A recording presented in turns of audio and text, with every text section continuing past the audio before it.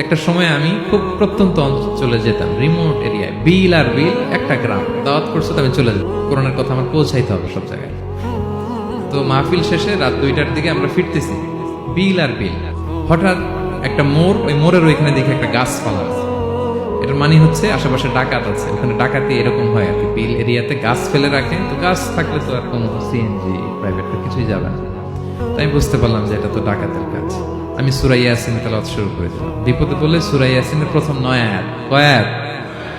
এই 9 আয়াত পড়তে আরম্ভ করলাম। ড্রাইভারকে বললাম একটু করে পেছাও। তো টর্চ মারতেছে বিল থেকে, ওরা তো ওখানে উৎপেতে আছে।